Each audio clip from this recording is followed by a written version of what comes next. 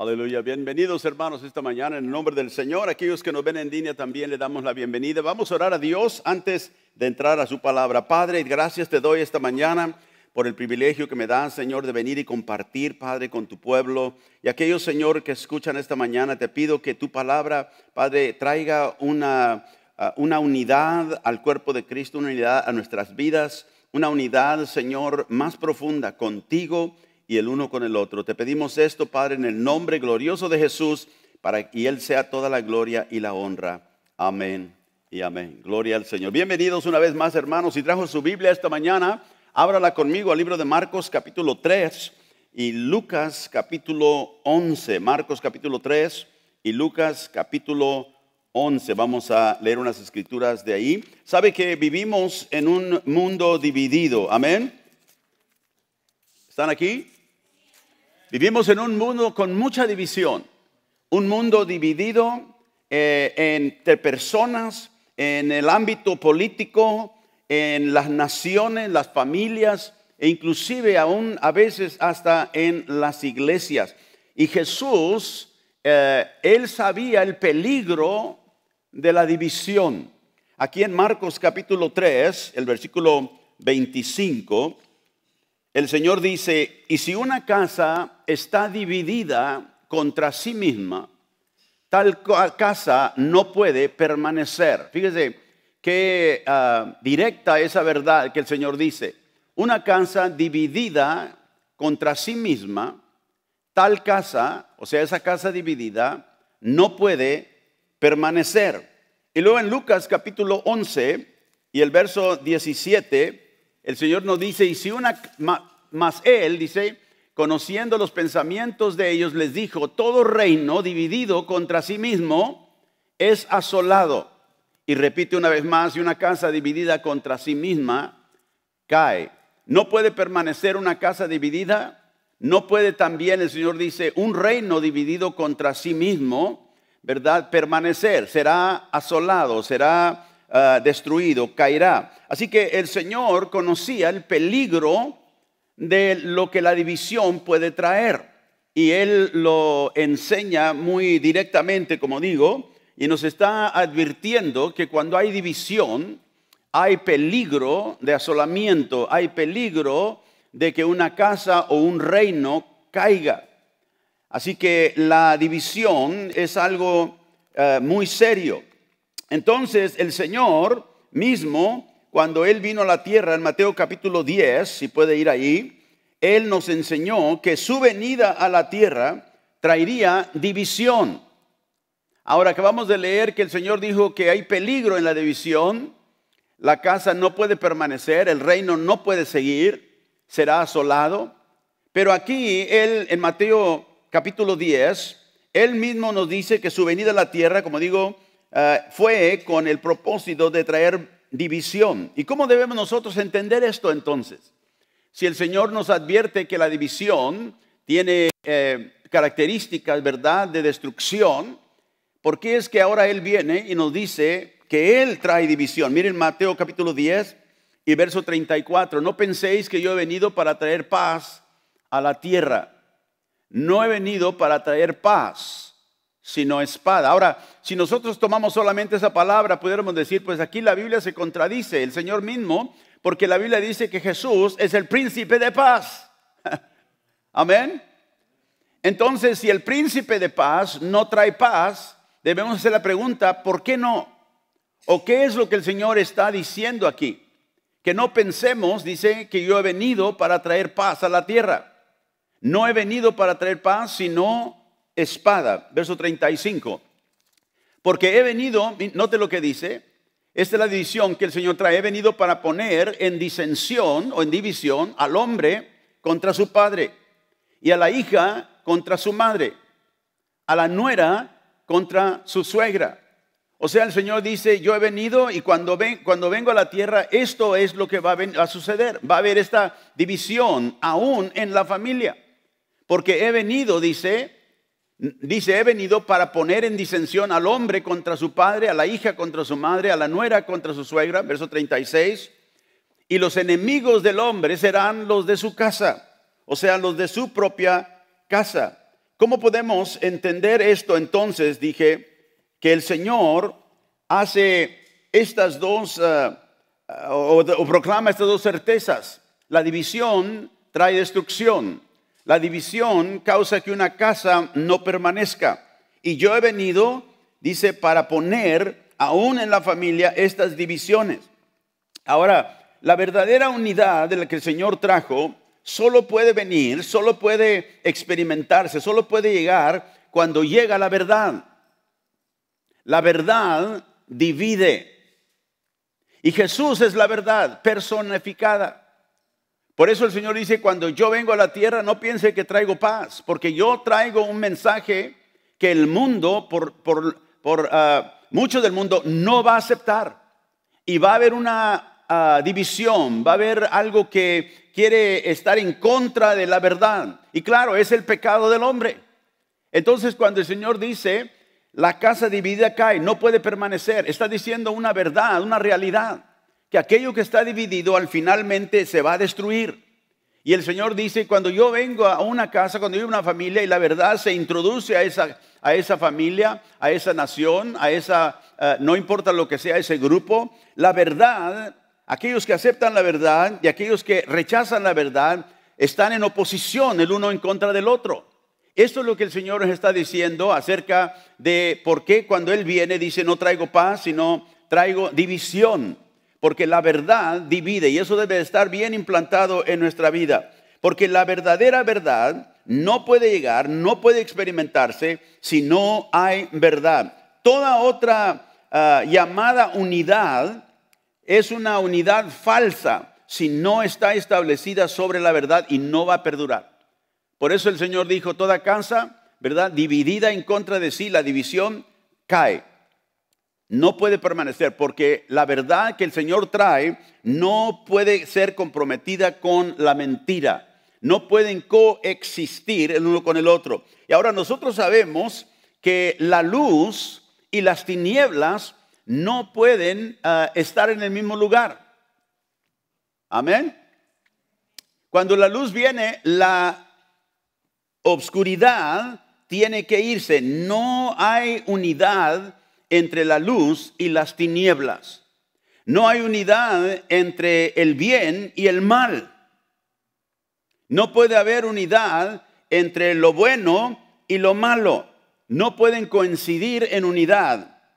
En 2 Corintios 6:14 el apóstol Pablo escribe a la iglesia en Corinto y les dice, no os unáis, ahí está la palabra unidad, en yugo desigual con los incrédulos. Porque ¿qué compañerismo tiene la justicia con la injusticia? ¿Y qué comunión la luz con las tinieblas? O sea que no concuerda el uno con el otro. Por eso el apóstol Pablo nos escribe aquí diciendo que el incrédulo y el crédulo, el creyente, no pueden vivir en unidad porque tienen una base para vivir que es diferente. El creyente cree en Cristo, vive por los mandamientos y los mandatos de Dios. El hombre que no conoce a Dios no vive por ellos, los desafía, inclusive se opone a ellos. Entonces el Señor nos dice aquí a través de la palabra que el apóstol Pablo escribe a la iglesia que no debemos unirnos, no puede haber unión con yugo desigual. Por eso es muy importante que nosotros entendamos, ¿verdad?, el valor de la unidad, pero también el peligro de estar unidos con aquello que no es la verdad. ¿Qué comunión tiene, dice, la luz con las tinieblas? Y aquí nos habla acerca de el compañerismo, la comunión que el incrédulo y el crédulo deben tener. ¿Por qué? Porque no hay un acuerdo entre la verdad. Y el incrédulo se opone a la verdad de Dios. Y dije que vivimos en un mundo dividido entre personas, familias, naciones, en el ámbito político, ¿verdad? Inclusive aún hasta a veces en la iglesia. Pero ¿qué nos dice la Biblia acerca de la unidad que la iglesia debe tener? En la unidad en que la iglesia debe de vivir. La unidad cristiana a veces es difícil de alcanzar, pero no porque no es posible, sino porque hay algo en las iglesias, en nosotros, que impide que esa unidad se manifieste.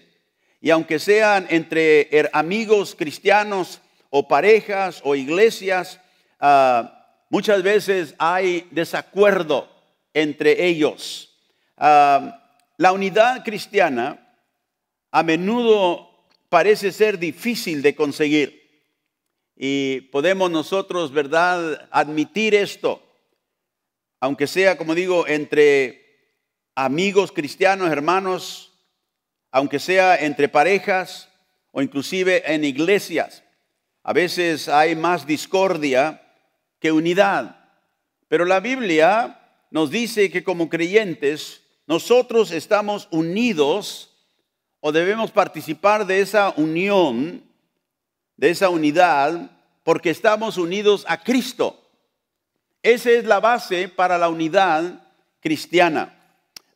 Entonces nosotros debemos de esforzarnos para mostrar la unidad que Dios nos ha dado en el cuerpo de Cristo, la unidad que Dios nos ha dado posicionalmente, pero traerla a vivir en maneras prácticas esa unidad. De nada sirve nada más que digamos, bueno, la Biblia nos dice que en Cristo estamos unidos como hermanos, pero vivimos en una manera completamente diferente a ello. Porque acuérdense que la verdad divide, la verdad trae esa división. Entonces, cuando nosotros nos proponemos a vivir conforme a la unidad que Dios nos ha dado en Cristo, experimentaremos esa unidad que en el mundo no vemos. Y si la vemos, lo vemos solamente por efectos, ¿verdad? ¿Cómo diré? Que buscan solamente lo suyo. Buscan cómo aventajarse de otros, pero no es una unidad santa, una unidad que la Biblia nos llama a vivir como creyentes. Ahora, Pablo dice aquí, habla acerca de la comunión, ¿verdad? Del compañerismo cristiano. Y nos dice que debemos de nosotros no buscar estar unidos con aquellos que son incrédulos o con aquellos que no aceptan, ¿verdad?, la verdad de Dios. Pero ¿qué es lo que nos dice entonces que fomenta o lleva adelante la unidad espiritual en el cuerpo de Cristo? Menciona una palabra y la dije, es el compañerismo, es la comunión entre los creyentes. Ahora, la comunión cristiana no es un evento emocional, me siento emocional porque están mis hermanos aquí, sino que es una vida que se vive en verdades esenciales que encontramos en la palabra de Dios, las verdades esenciales de la vida cristiana, vividas de tal manera que traen esa unidad. Ahora, el amor que Dios nos dio, el amor es ante el mundo que nos está viendo, que nos está observando cómo vivimos o si vivimos lo que decimos nosotros que creemos. Porque a veces decimos que amamos, pero no vivimos en el amor de Dios. Dijimos que, ¿verdad?, creemos en la unidad, pero somos los que fomentamos división muchas veces. Entonces queremos ver esta mañana qué es lo que la Biblia nos dice, las características de esta unidad, el fundamento de la unidad a la cual Dios nos ha ya llamado en Cristo. Y otra vez más repito, nuestra unidad en Cristo debe de ser entre nuestros hermanos, con la comunión que tenemos con ellos, debe de ser una realidad porque está basada en nuestra unión con Cristo. Si nosotros no estamos unidos a Cristo, nos es difícil estar unidos con los demás que creen o siguen a Jesucristo. Vamos a Efesios capítulo 1, la epístola de San Pablo a los Efesios en el capítulo 1. Ahora Pablo aquí nos enseña un poquito acerca de este fundamento base de la unidad cristiana. Y Pablo nos va a decir algunas cosas prácticas aquí en la enseñanza, derivadas de la doctrina que ha enseñado en los primeros capítulos, 1 al 3. Pablo enseña la doctrina sobre cuál nosotros debemos de vivir la unidad. No vamos a cubrir todo, pero en su tiempo usted, en su meditación, lea los primeros 3 capítulos y va a ver usted ahí, Pablo habla acerca de la doctrina cristiana y cómo se debe de vivir. En el capítulo 4 empieza a hablarnos acerca de esta unidad. Vamos al versículo 1. Pablo dice, yo pues, preso en el Señor, os ruego que andéis como es dignos de la vocación con que fuisteis llamados. Ahora Pablo dice, les ruego que andéis como es digno de la vocación con que fuisteis llamados. La palabra andar ahí no es una palabra que se refiere a andar físicamente, como andamos nosotros o caminamos, sino que es una palabra que se usa como una metáfora, ¿verdad?, de la vida, de vivir.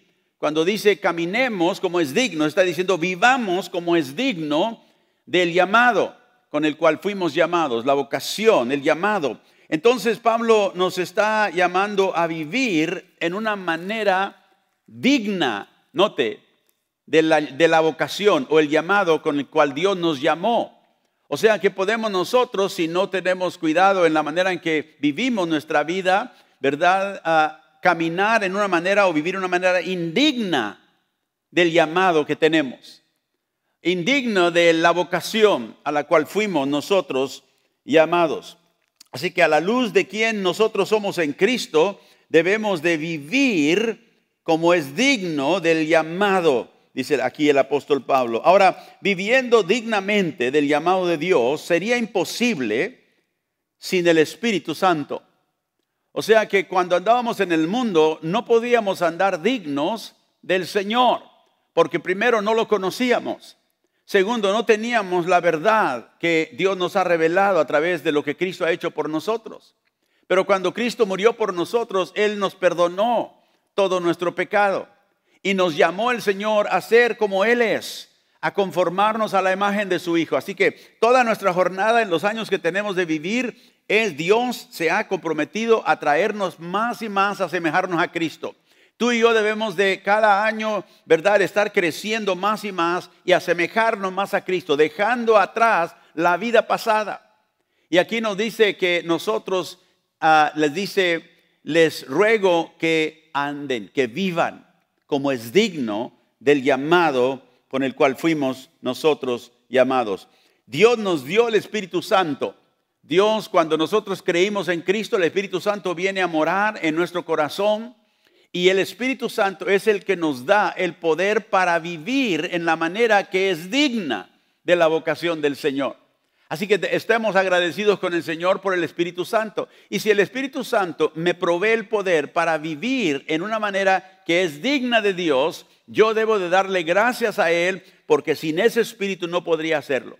Y Dios nos llama a nosotros, note, digno de la vocación. Esa palabra se deriva de la misma palabra que encontramos ahí, fuisteis llamados. Llamados, de el llamado con que fuisteis llamados.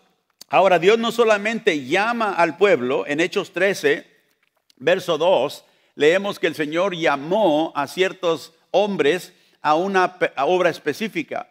Dice que ellos estaban en la iglesia orando, ministrando al Señor y ayunando.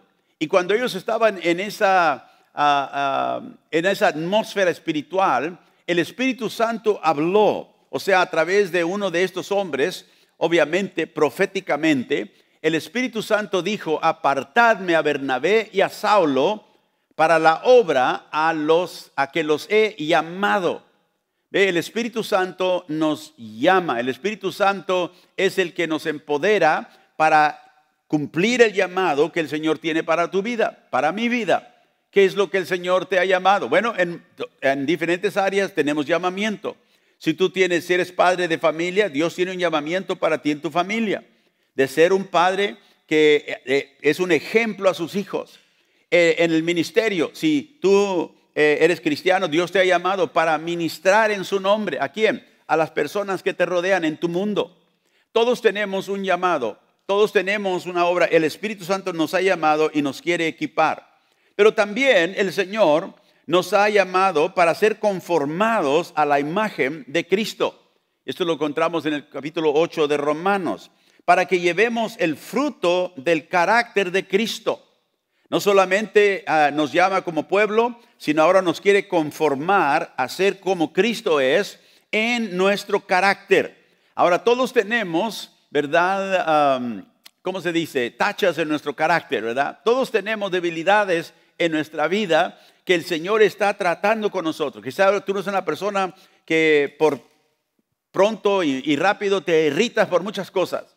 O quizás eres una persona, ¿verdad?, que cuando alguien te hace algo mal te es difícil perdonar. Cualquiera sea tu debilidad, Dios está obrando en ti para traer el carácter de Cristo, el fruto del Espíritu Santo en tu vida.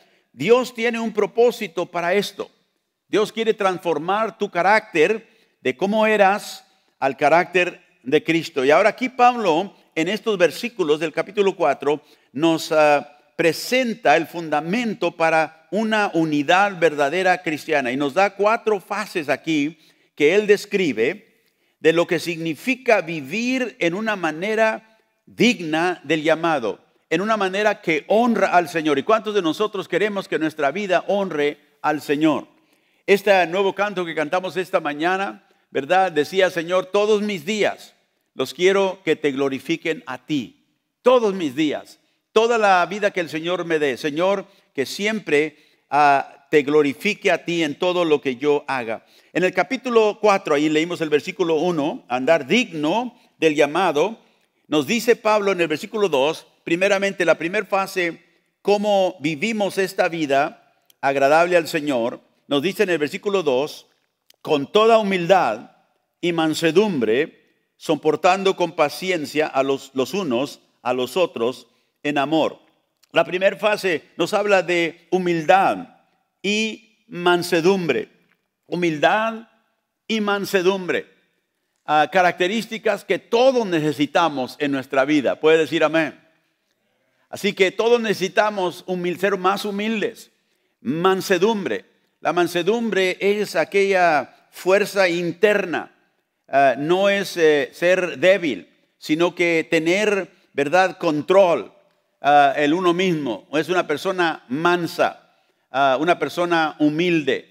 Ahora, Jesús es el ejemplo, quizá para nosotros, mejor ejemplo de estas características mostradas en su carácter. Guarde su lugar ahí en Efesios, pero vaya conmigo a Mateo capítulo 11, en Mateo capítulo 11 y el verso 29. Jesús dijo esto, llevad mi yugo sobre vosotros y aprended de mí. Ahora, ¿qué es el yugo? El yugo es aquel aparato que se ponía, ¿verdad?, en el cuello de los bueyes que iban a labrar el campo para que caminaran juntos, para que uno no se fuera para un lado y el otro para otro, iban conectados, ¿verdad?, en el cuello, el yugo iba sobre ellos. Jesús dijo, yo quiero que tú camines conmigo, yo quiero que tú, ¿verdad?, en tu vida me reconozcas todos los días en mi relación tú y yo a caminar juntos. Así que dice, lleva mi yugo sobre ti. ¿Y qué dice? Y aprende de mí. ¿Y qué vamos a aprender de Jesús? Dice que soy manso y humilde de corazón. Fíjese, las dos características que Pablo nos presenta ahí en Efesios 4:2, ¿verdad? Humildad y mansedumbre. El Señor aquí las pone como dos cualidades de su carácter que sobresalen en su vida y en la manera que Él es. Yo soy manso y humilde de corazón. O sea que nos muestra Él su corazón. Si quieres saber tú qué es lo que late en el corazón de Cristo, es la mansedumbre y la humildad. Y una humildad que se manifiesta tan tremenda en la vida de Jesús, porque acuérdense que Él era el verbo de Dios y el verbo era Dios, dice la Biblia en Juan 1, y el verbo se hizo carne y habitó entre nosotros. Dios se hizo carne, se hizo hombre para venir y redimir a su creación, y dice que Él se humilló a sí mismo. Filipenses capítulo 2, se humilló hasta lo sumo y hasta la muerte en una cruz, dice la Biblia. ¿Se imagina usted el creador de todo sometiéndose al hombre que Él creó y poniendo su vida en las manos de ellos para que lo crucifiquen? Porque Él, claro, tenía un plan para salvar al mundo y era que Él tenía que venir y pagar el precio, porque era un precio en contra el Dios infinito y solamente Dios mismo podía pagar ese precio. Y Él lo hizo en la persona de Cristo Jesús. Y cuando Cristo de Jesús dejó el cielo, cuando Él dejó su igualdad con el Padre en el cielo, su gloria y su majestad en el cielo, Él al volverse hombre se humilló. Y no solamente a ser hombre, a ser parte de la creación, sino que se humilló, dice, hasta la muerte. ¿Y la muerte de qué? De una cruz. Entonces regresamos ahí a Mateo. Dice, aprende de mí, soy manso y humilde. Y la otra, el otro tiempo cuando tú estés tentado en alguna ocasión de ser, ¿verdad?, orgulloso, recuerda, Señor, ayúdame. Si tú pudiste humillarte hasta la cruz, yo también puedo ser humilde en esta situación. ¿Por qué? Porque el Espíritu Santo que mora en mí es el que me empodera para hacerlo. Pero por eso la Biblia dice, reconócelo en todos tus caminos. A veces nosotros pensamos que estas cosas suceden automáticamente. No, el pecado, ¿verdad?, dice la Biblia, pronto nos envuelve. Pero la manera de vivir para Dios, nosotros tenemos que reconocer lo que Dios ha hecho, porque vivimos por fe. Y cuando tú tienes la tentación de ser orgulloso, soberbio, en ese tiempo tú y yo tenemos que decir, Espíritu Santo, ayúdame, ayúdame. ¿Cuántas veces yo he tenido que decirle al Señor en eso cuando siento, verdad, me siento acelerado, me siento, verdad, que quiero decir algo? Ayúdame, Señor, porque yo solo no puedo hacer esto, pero el Espíritu Santo dentro de mí es el que puede poner un freno sobre mi boca y sobre los pensamientos, quizá de mi corazón. Jesús dijo, aprende de mí, soy manso y humilde. Ahora Jesús enfrentó todas las cosas que tú y yo enfrentamos. Él enfrentó en gente, ¿verdad?, mala, ¿verdad?, gente prepotente. Él se encontró con todo tipo de gente y nunca pecó.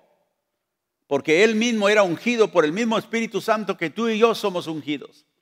Él tenía el Espíritu Santo en su vida y Él confiaba en ese Espíritu para mantenerlo en el camino del Señor. Así que caminando, viviendo nuestras vidas con humildad y mansedumbre, el Señor nos las muestra en su propia persona. No sé cuánto de esto te describa a ti o me describa a mí, pero creo que todos caemos corto de lo ideal. Señor, ayúdanos. Señor, ayúdanos para tener el corazón que Cristo tenía. Y en lugar de decir, Señor, hágase mi voluntad, es decir, Señor, tu voluntad se haga. A veces nosotros nos olvidamos que el Señor vino para hacer su voluntad. El Señor envió a Cristo aquí para hacer su voluntad. Nos enseñó a orar, Padre nuestro que estás en los cielos, que santificado sea tu nombre, venga tu reino, hágase. A veces nosotros oramos de hágase mi voluntad, ¿verdad?, por nuestra manera en que vivimos. Pero no, hágase tu voluntad, Señor, porque tu voluntad es la que a mí me va a sacar adelante. Es tu voluntad la que a mí, Señor, me va a bendecir. Acuérdense que Pablo está aquí diciendo, ¿verdad? Les mando a que vivan de tal manera, en paciencia o en mansedumbre, perdón, y humildad. O sea, nos está advirtiendo que nosotros seamos, ¿qué?, hacedores de la palabra. No solamente oidores. Podemos oír el mensaje y decir, sí, pastor, debemos ser más humildes. Sí, pastor, debemos tener mansedumbre en nuestra vida. Y luego salir y vivir nuestra vida igual. Y la Biblia dice que cuando sabemos lo que la palabra de Dios nos dice y no la hacemos, somos aquellos que se ven en el espejo y se olvida inmediatamente cuando se fue cómo se veía en el espejo. ¿Por qué? Porque no hay un enfoque verdadero. Nosotros debemos enfocarnos en la verdad de la palabra. ¿Por qué escuchamos la palabra? ¿Por qué la escudriñamos? ¿Por qué la leemos? Para que esa palabra venga a tener un impacto en nuestra vida. Alguien me preguntó hace años atrás, pastor, ¿cómo sé si estoy creciendo en la vida cristiana? Y le dije, cuando las virtudes, cuando lo que el Espíritu o lo que la Biblia nos dice, lo que el Espíritu Santo llevó a los apóstoles a escribir, la descripción de la vida de Cristo, cuando aquellos valores son tus valores. Y cuando esta vida que Pablo menciona aquí, que andemos como es digno de la vocación, cuando tú empiezas a caminar, cuando los principios de este libro empiezan a cambiar la manera en que tú vives, sabes que estás creciendo. De otra manera, simplemente estamos asistiendo a la iglesia, estamos escuchando, somos oidores de la palabra y no hacedores. Y yo le digo, Señor, ayúdame para ser un hacedor cada día más y más de lo que tú me has dicho en tu palabra. Puedes decir amén. Así que cada uno de nosotros, de verdad, tenemos que caminar en la manera digna. Y la primera fase que aquí el apóstol Pablo nos dice es caminando con humildad y mansedumbre. Ahora, ¿qué es humildad? ¿Qué es mansedumbre? Son fruto del Espíritu. Es fruto del Espíritu Santo. Por eso le decía yo que Dios llama a personas, pero también nos llama a ser conformados a la imagen de su Hijo. Y por eso Jesús dijo, aprended de mí, soy manso y humilde. Nos enseña su corazón. Entonces nosotros debemos de dejar que el Espíritu Santo desarrolle este fruto del Espíritu en nuestra vida. Cuando usted lee ahí en Gálatas capítulo 5, creo que es, donde habla del fruto del Espíritu Santo, es amor, gozo, paz, paciencia. Todo eso describe el carácter de Cristo. Si usted quiere saber cómo es Cristo, léalo, véalo. Y va a ver usted que cada una de esas descripciones del fruto del Espíritu Santo lo encontramos en la vida de Jesús. Así que el fruto del Espíritu en mi vida es el carácter de Cristo siendo aplicado a mi corazón. Regresamos a Efesios capítulo 2. ¿Cómo andamos dignos del llamado que tenemos? ¿Cómo caminamos? Con humildad, mansedumbre, dijo Pablo. Y luego dice, soportándonos, ¿con qué? Con paciencia. Soportándonos con paciencia. Y pienso del apóstol Pablo, que persiguió a la iglesia antes de convertirse a Cristo. ¿Se acuerda usted? Era el perseguidor de la iglesia. Él trató de destruir la iglesia, tanto que el Señor le dijo en Hechos 9:4, dijo, ¿por qué me persigues? Y Pablo le dijo, aquí, ¿quién eres tú? Y le dijo, yo soy Jesús, a quien tú estás persiguiendo. Y él perseguía a la iglesia, él no se daba cuenta que estaba persiguiendo al Señor. Pero el Señor dice, tú persigues a mi pueblo, me persigues a mí.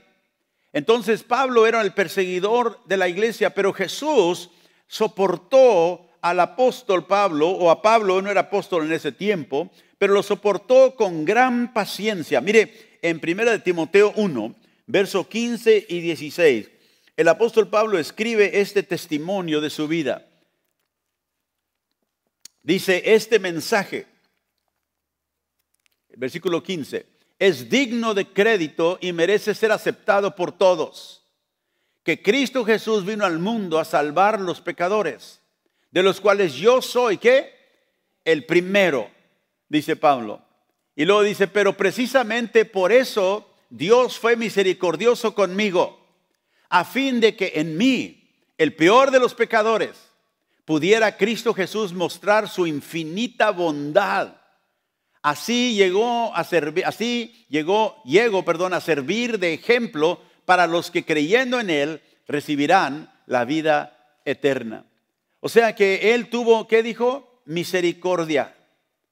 Ese Dios dice, tuvo misericordia de mí, el peor de los pecadores.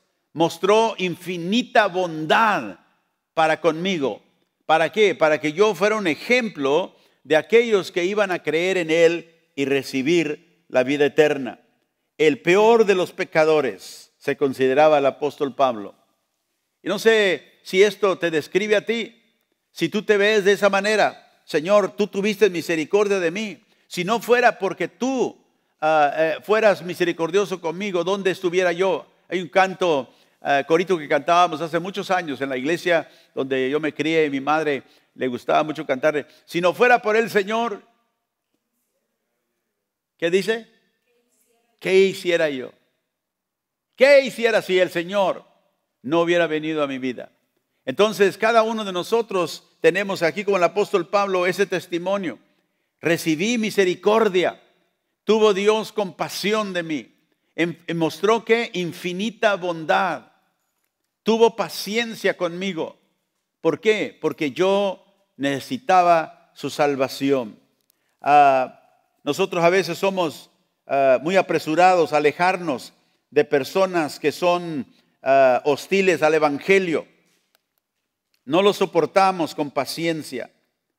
Y el apóstol Pablo nos dice en 2 de Timoteo capítulo 2, el siguiente libro, en 2 de Timoteo 2, versículo 23, dice, pero desecha las cuestiones necias e insensatas, sabiendo que engendran contiendas. Porque el siervo del Señor, ¿qué dice? No debe de ser contencioso, sino amable para con todos, apto para enseñar, sufrido, ¿con qué? Con mansedumbre. Ahí está la característica que el apóstol Pablo dice en Efesios 4. Con mansedumbre corrija a los que se oponen, por si quizá Dios les conceda que se arrepientan para conocer la verdad. Y dice el versículo 26, y escapen del lazo del diablo. Ahora, aquí el apóstol Pablo nos dice que no debemos ser tan, apresurados a alejarnos de aquellas personas que no conocen la verdad, que son hostiles a la verdad. Sí, no debemos de tratar de tener una unidad con ellos, porque la luz y las tinieblas no puede haber unidad. Pero aquí nos dice que nosotros que traemos el mensaje de la verdad, tenemos con mansedumbre, con paciencia, que hablar a aquellas personas que no conocen todavía. Dice el versículo 24 que el siervo del Señor no debe de ser contencioso. Estaba leyendo repasando esas escrituras para el mensaje de hoy, ayer, y el Espíritu Santo trajo convicción a mi corazón. Me convictó de que algunas de estas cosas a veces se encuentran en mi corazón. El siervo del Señor no debe ser contencioso, sino amable para con todos. Y para mí esa es una de las áreas para mí donde a veces veo, ¿verdad?, personas que están ciegas del Evangelio y atacan a la verdad de Dios y se levanta en mí un espíritu de contienda en contra de ellos. Y Pablo dijo, el siervo del Señor no debe ser contencioso. Podemos presentar la verdad sin tener esa contienda, sino amable, apto ¿qué? Para enseñar, o sea, saber lo que creo, y sufrido. La palabra sufrido ahí es la palabra paciente, paciente. Dice, para que con mansedumbre corrija a los que se oponen. Vea, ahí está la oposición, ahí está aquello que divide. Si nosotros queremos traer a la gente a la verdad de Dios, tenemos nosotros que ser pacientes con ellos. Acuérdense, en un tiempo nosotros también estábamos ciegos. Y Dios nos abrió los ojos. Que alguien nos habló, alguien nos ministró. Y el Señor en su gran paciencia nos alcanzó. Puede decir amén. Y dice que lo hagamos esto con paciencia y con mansedumbre, por si quizá Dios les conceda, note, que se arrepientan para conocer la verdad. Y aquí vemos que Dios es el que concede el arrepentimiento genuino, para que una persona conozca la verdad, porque la salvación es de la voluntad soberana de Dios.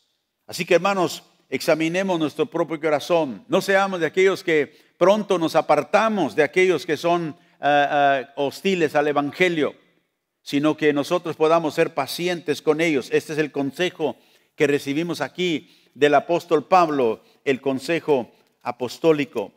Pablo conocía, ¿verdad?, que Dios lo había enviado a él, a un pueblo perdido, pero lo había enviado con un propósito.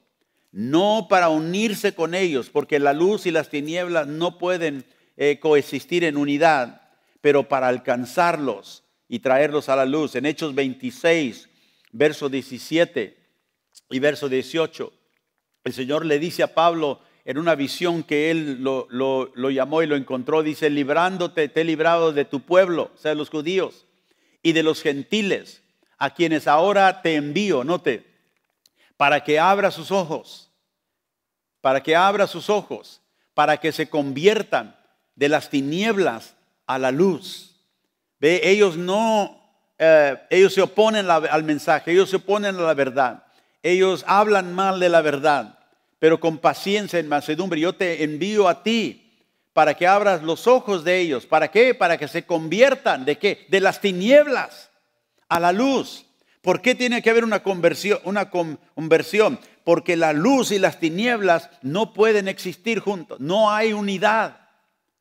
Y dice, y para que los traigas a la luz y de la potestad de Satanás te libero, dice, los libras a Dios, para que reciban por la fe que es en mí perdón de pecados y herencia entre los santificados. Y Dios nos da ese privilegio. Tenemos nosotros de Dios para ayudar a otros a venir a la luz.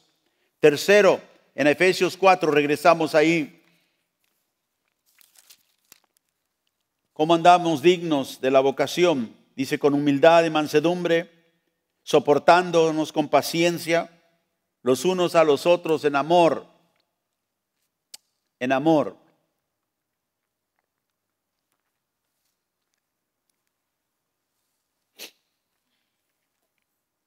Soportándonos con paciencia, en amor.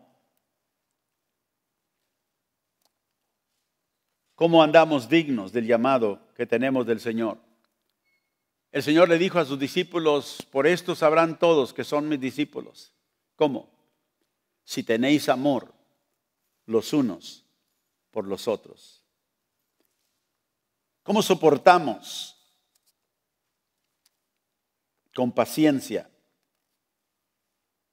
los unos a los otros. Pastores, que usted no sabe, esta persona prueba mi paciencia todos los días.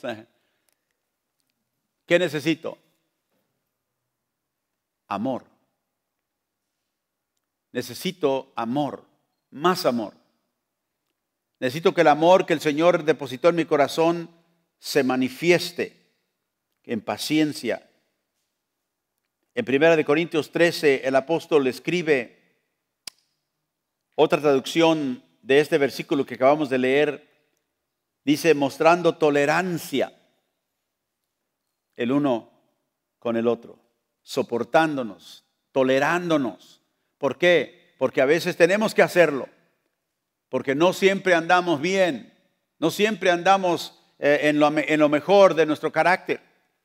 Entonces a veces nuestros hermanos también están así. Y dice, tenemos nosotros que tolerarlos, pero esa tolerancia es una tolerancia en amor, porque sabemos la condición humana. En 1 Corintios 13, verso 4, Pablo dice, el amor es sufrido, es paciente, es benigno, no tiene envidia, el amor no es jactancioso y no se envanece. El amor es sufrido y benigno. ¿Qué es benigno? Es bueno. Ser bueno con las personas, aun cuando ellos no son buenos con nosotros. ¿Verdad? Porque el amor que define un cristiano es el amor de Cristo.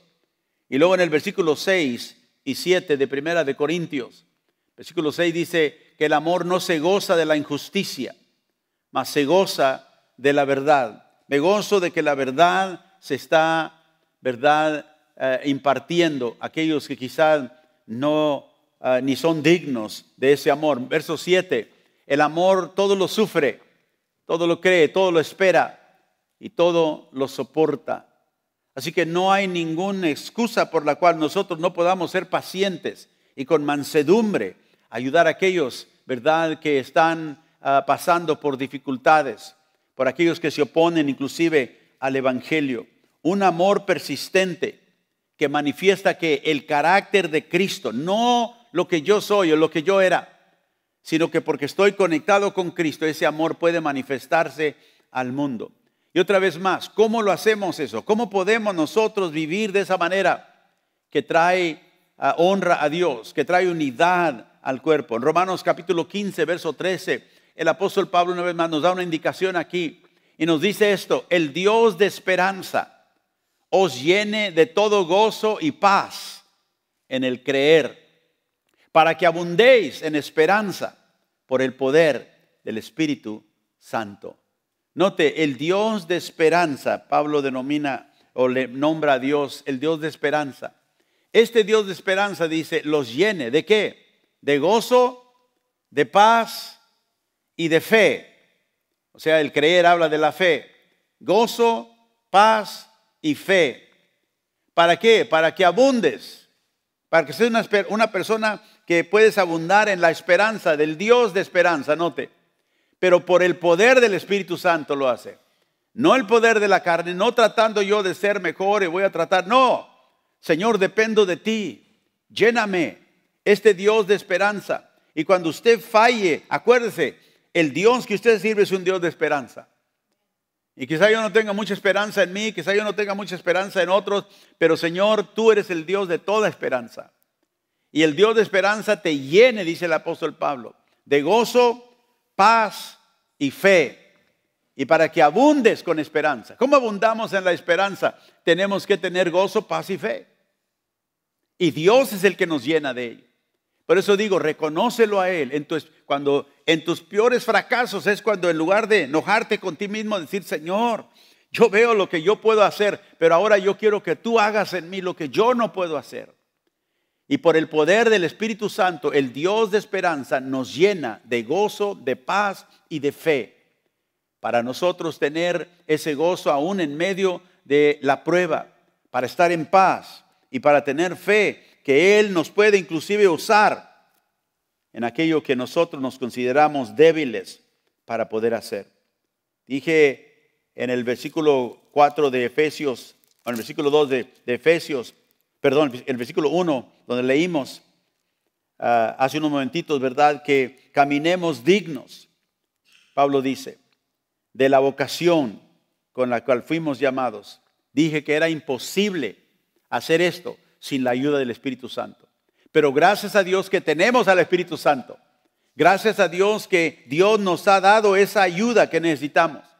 El Señor dijo que el Espíritu Santo vendría y Él nos va a llenar de lo que es el carácter de Cristo. Ahora, por eso dije que nosotros tenemos que vivir en esa manera que es digna del Señor, pero dependiendo solamente del poder del Espíritu Santo. Sigue Pablo diciendo ahí en 1 Corintios 13, otra vez en el versículo 4, dice, el amor es sufrido, es benigno, el amor no tiene envidia, el amor no es jactancioso, note, no se envanece, o sea que no debemos ser personas arrogantes, groseras, personas que insistimos en nuestro propio camino. El versículo 5 sigue diciendo, el amor no hace nada indebido, no busca lo suyo, no es lo que yo quiero solamente, no se irrita, no guarda rencor. El amor de Dios, verso 6, dice, no se goza de la injusticia, mas se goza de la verdad. La injusticia nos debe de molestar, la injusticia nos debe de molestar de tal manera que queremos reemplazarla con el gozo y la paz del Señor. Pero el amor de Dios se goza ¿en qué? En la verdad. Ahí está, ¿verdad? El Espíritu Santo que nos llena una vez más de gozo. ¿Para qué? Para regocijarnos con lo que es verdad, porque somos personas de la verdad. Yo no sé cuáles de estas sean tus mayores debilidades, porque dice el amor no se goza de la injusticia. ¿Te gozas tú en la injusticia? Regresa por favor al verso 4. En el verso 4 nos dice que el amor de Dios es sufrido, es benigno, no tiene envidia. ¿Eres tú una persona envidiosa? El amor no es jactancioso. Quizá tú te jactas en las cosas que no deberías jactarte. O eres una persona que te envaneces.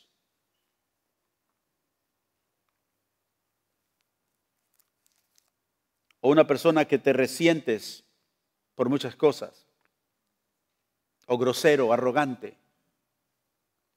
Si esas son cualidades en tu vida, el Espíritu Santo quiere cambiar esas. Y te quiero decir por qué. Porque si eso no cambia en nuestra vida, venimos a ser nosotros un estorbo a lo que Dios quiere traer a cabo. Y dentro de la casa de Dios, dentro de la iglesia y el pueblo de Dios, nosotros debemos estar dispuestos a pasar por alto muchas ofensas que a veces nosotros sufrimos.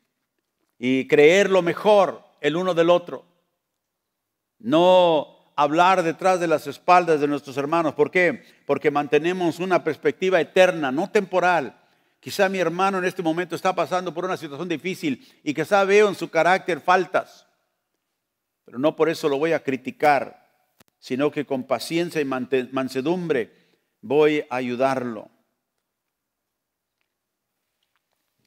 Y si nosotros tenemos alguna de esas cualidades que el amor de Dios no es, tenemos que renunciarlas. Cualquier deseos egoístas debemos de renunciarlos. Cualquier irritabilidad, si somos irritados por muchas cosas, frustraciones, todo eso debemos decir, Señor, quítalo de mi vida.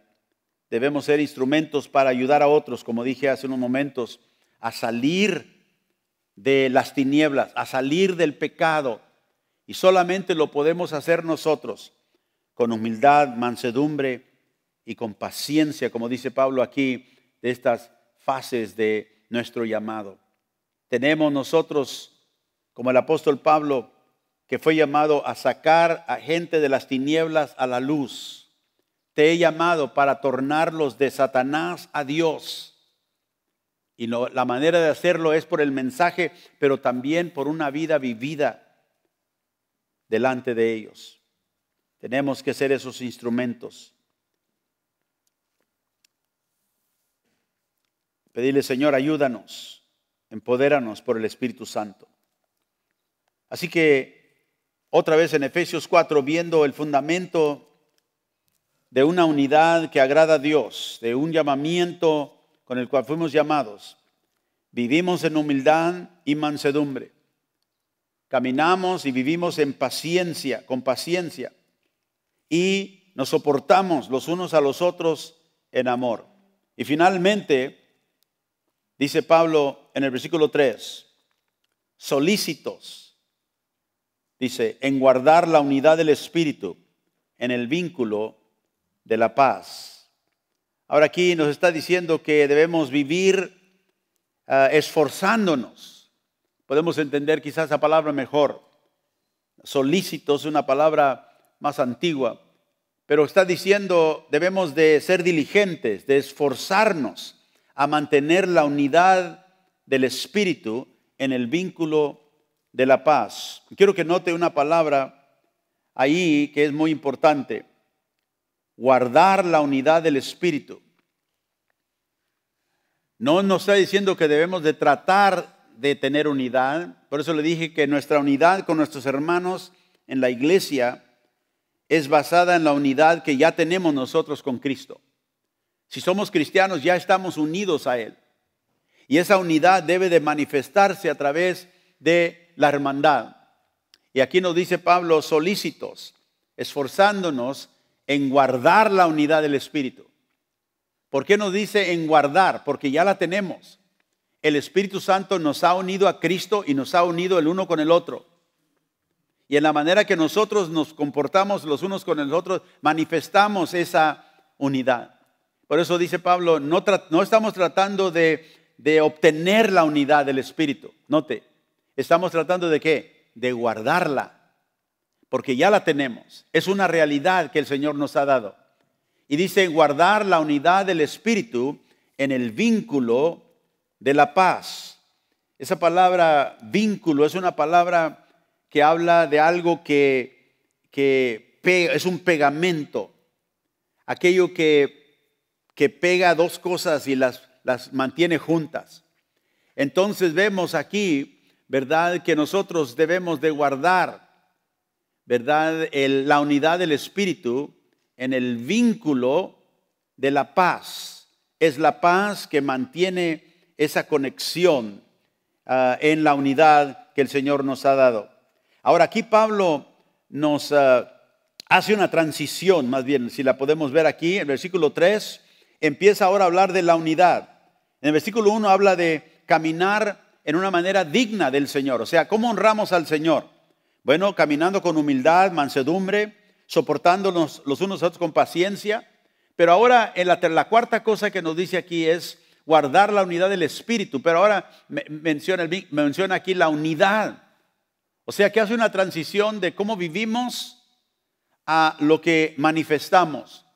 Y aquí nos dice que mantengamos la unidad del Espíritu en el vínculo de la paz. Y aquí culminan estas tres frases que acabamos de ver aquí en la transición a una verdad tan más profunda. Esa profunda verdad es la unidad que ya tenemos en el Espíritu. Cuando otros ven tu vida, ¿te consideran a ti una persona que hace la paz o una persona contenciosa? La gente te ve a ti como una persona que busca paz, busca que haya paz, o una persona que busca fomentar, ¿verdad?, división. La Biblia nos dice que los pacificadores serán llamados hijos de Dios. En Mateo 5:9, Jesús dijo, bienaventurados los pacificadores, porque ellos serán llamados hijos de Dios. Nosotros debemos de ser solícitos, como dije Pablo aquí, a guardar la unidad del Espíritu. Y no solamente aquí habla esta unidad del carácter del pueblo de Dios, como ya dije, es el fruto del Espíritu Santo. Lo vimos en el versículo 2, humildad, mansedumbre, paciencia, amor, ¿verdad? Características del carácter del creyente. Pero aquí nos habla más que el carácter en el pueblo, más que el fruto en el pueblo, en las vidas, hay algo más importante. Y aquí Pablo del versículo 4 al 6, por eso dije, esta es una transición a una verdad más profunda. La unidad del carácter de Dios. Véalo conmigo en el versículo 4. Acuérdense, acaba de decir, solícitos en guardar, ¿qué? La unidad del Espíritu. Acuérdense que empezamos diciendo, Jesús sabe el peligro de la división.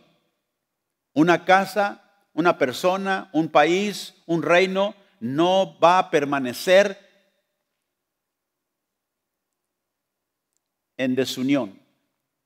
La división destruye. Y aquí Pablo nos dice, debemos de caminar de una manera digna de Dios. Y nos menciona el carácter de Cristo en nuestra vida, cómo debemos caminar, solícitos ahora en guardar la unidad del Espíritu, en el vínculo de la paz. ¿Por qué, Pablo? Versículo 4 nos dice, hay un cuerpo. ¿Cuántos cuerpos hay del Señor? Uno. Y las iglesias muchas veces se pelean las unas contra las otras, como si ellos fueran los únicos. No, no somos los únicos.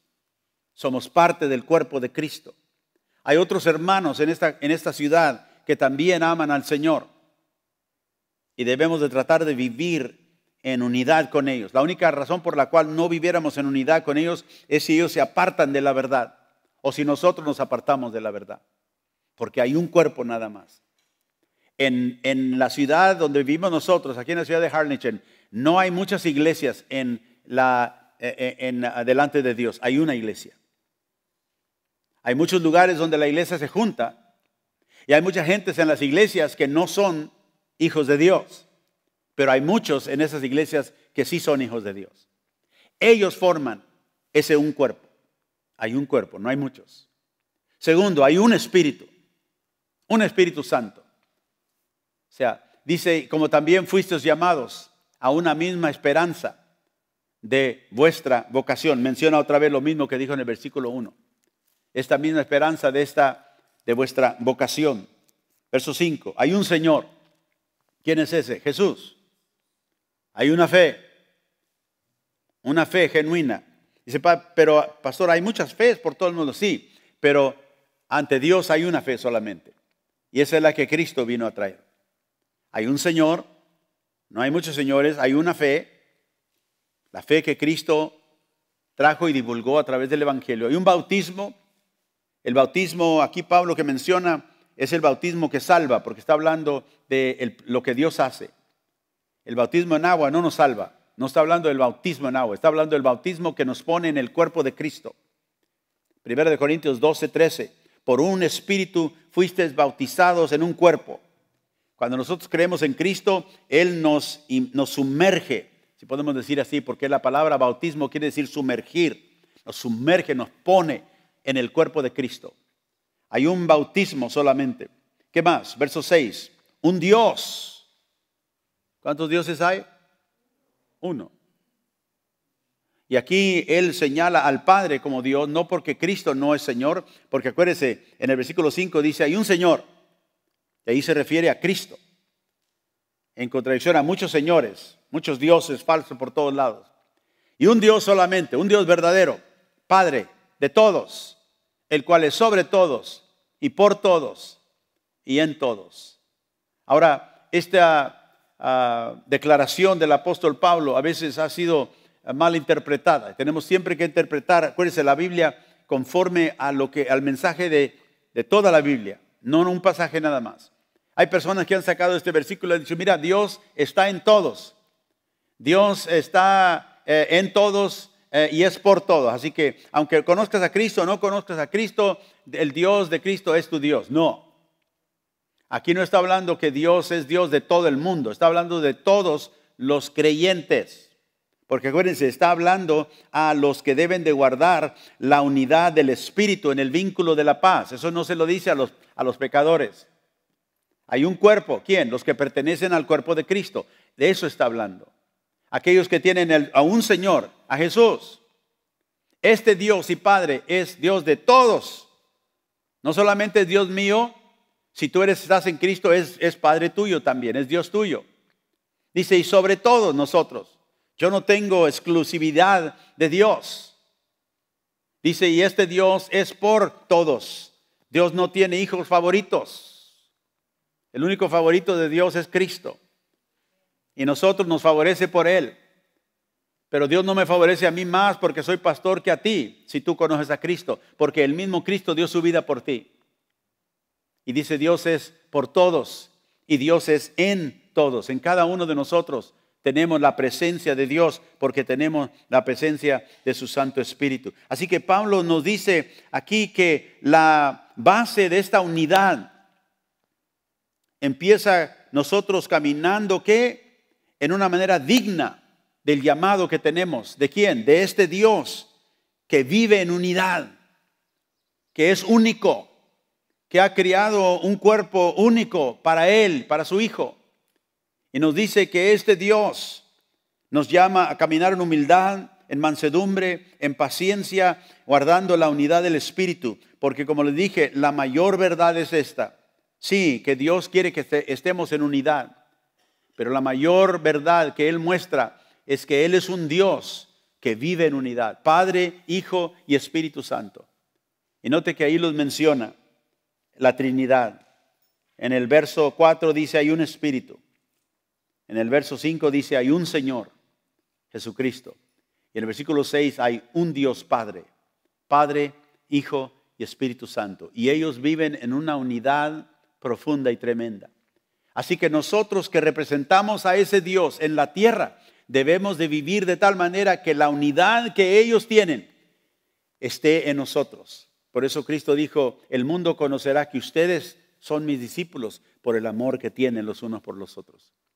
Ese amor, esa paz, ese vínculo, ¿verdad?, que tenemos es lo que da el testimonio al mundo de que el Dios que nosotros servimos, al que nosotros hemos dado nuestra vida, es el Dios que vive en unidad. Así que tú y yo somos llamados a vivir esta unidad porque el Dios Trino vive en unidad. Y vivir esta unidad que tenemos en Él, decimos posicionalmente, en maneras prácticas. No solamente porque la Biblia nos enseña que lo tenemos, sino que ahora lo debemos de vivir. Muchas veces nosotros estamos fragmentados, divididos, cuando debiéramos estar en comunión el uno con el otro.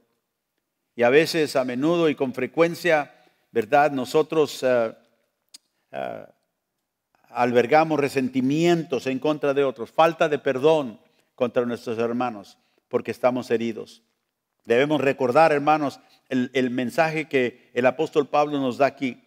Dice que andéis o vivas como es digno de la vocación con la cual fuisteis llamados. Debemos recordar estas cosas esenciales de las cuales nosotros podemos, ¿verdad?, estar de acuerdo y vivir unidos alrededor de estas verdades que el apóstol Pablo nos da aquí. En obediencia y en amor podemos nosotros, ¿verdad?, manifestar esta unidad que tenemos en el Espíritu a un mundo que nos está viendo.